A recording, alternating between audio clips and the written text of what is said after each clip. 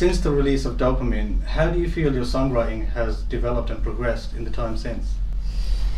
The time since, well, I did a lot of touring over the past couple of years with the record for Dopamine, or Dopamine record, and I feel like by the end of that tour I heard the songs completely different, because when you're in the studio making an album versus when you're touring with the album, they kind of they find their own like different lives or whatever. They mature as songs in a way. So I think the record that I just finished, I just had a chance to really kind of know in the beginning kind of what I wanted to accomplish as far as influences and the sort of instruments that I wanted on it. And the first record I kind of just like started it and recorded it and then hit the road, so yeah. And in terms of subject matter and expressions, I mean, I understand locations often inspire sounds and ideas for yourself. Do you tend to pull often from whilst you're on the road? Yeah, I think a lot of the inspiration for the second record was just where I was living in Los Angeles. I lived in this neighborhood that I came home late every night from the studio to like mariachi bands playing, and this very kind of uplifting energy in the air. And there was all these little tiny chihuahuas in my neighborhood too, and like ice cream trucks, and there was always a kind of like this soundtrack kind of in the neighborhood. So I think that kind of infiltrated the music, the vibe, and the energy. Faded Heart, I mean, you know, I understand this track entails yourself dealing with your mortality. I mean, is this one of the most personal tracks that you've penned today? I mean, I guess it's almost like revealing itself to me more now that I've had a chance to step back from it. I really didn't think too much about it when I wrote it, because it kind of happened pretty quickly. I recorded this whole album with Tommy English, who produced the last record as well, and I feel like we just wrote it really quickly and kind of forgot about it. And then once we were showing songs to some people and to the label, they immediately were like, "We love that one." So that became the first single, and then the music video kind of I guess portrayed the running away from mortality and skeletons in your closet even more. There's also the feeling that you're chasing with your music that you gravitate towards is wanting the feeling of weightlessness. I mean, what is it about that kind of vibe that you really kind of lean towards and naturally gravitate towards?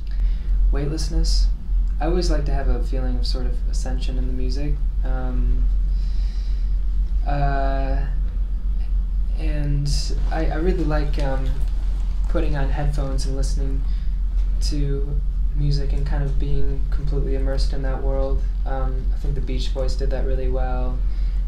This new album, we did a lot with panning between stereo left and right. So when you put headphones on, you're hearing something different than this side from this side, and it almost kind of fills the gap in between. Absolutely. Yeah. So yeah, I like to experiment with that from songwriting. Yeah.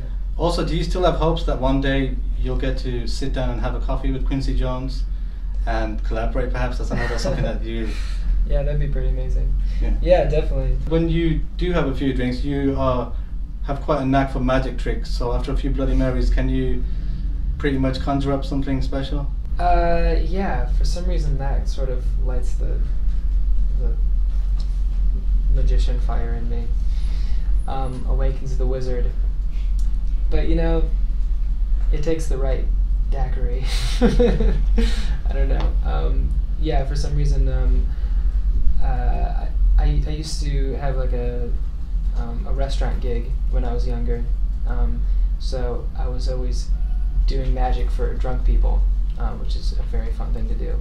And then later in life, I guess when there's drinks involved, something about that makes me want to do magic. So yeah. And you know, I mean, like, what's downtime like for you? I understand that, you know, just getting out in nature and unplugging is something that's essential for you, just walking amongst trees. I mean, do you like to kind of escape the noise and escape city life and kind of just keep the mindset fresh in that manner?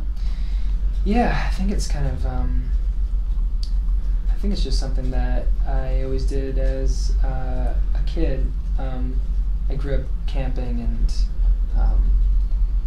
hiking, and grew up like on a sand dune near Lake Michigan, which is a beautiful freshwater lake. So I think it just kind of helps me go back to that, you know, that inner child, that inner like genesis of creativity.